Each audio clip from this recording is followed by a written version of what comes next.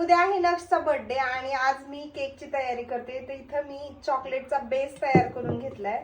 तर नक्ष हा माझा 10 वर्षाचा मुलगा आहे आणि त्याच्या बर्थडेचा केक मी बनवत होते. 10th बर्थडे होता आणि त्याला ना त्याच्या फेवरेट थीमचा केक पाहिजे होता, म्हणून एक दिवस अगोदरच तयारी करत होते. कारण बर्थडेच्या दिवशी आहे ना, तर जास्त असं विचार करायची गरज नको किंवा काही गोष्टी अजून खूप साऱ्या गोष्टी असतात म्हणून. आणि नेमकीच त्यावेळेस मला अजून एक ऑर्डर आली होती बाहेरची. रेग्युलर कस्टमर होतं त्यामुळे नाही पण म्हणू शकत नव्हते. खरं तर मी नाही म्हणणार होते, कारण त्यांना 1 ते 1.5 तासामध्येच केक पाहिजे होता. 1च तासामध्ये मागत होते, पण मी त्यांना सांगितलं पॉसिबलच नाही, कारण 1 तासामध्ये बेक करणं, थंड करणं, सजवणं एवढ्या सगळ्या गोष्टी होणार नाही. पण 1.5 तासामध्ये मी हा कंप्लीट केला. आणि कसा केला किंवा स्पॉन्ज कसा थंड केला, काय काय गोष्टी केल्या, ह्या जर तुम्हाला पाहिजे असतील तर खाली लिंक देते मी. डिटेल व्हिडिओ आहे ना अपलोड केलेला, जाऊन नक्की पाहू शकता.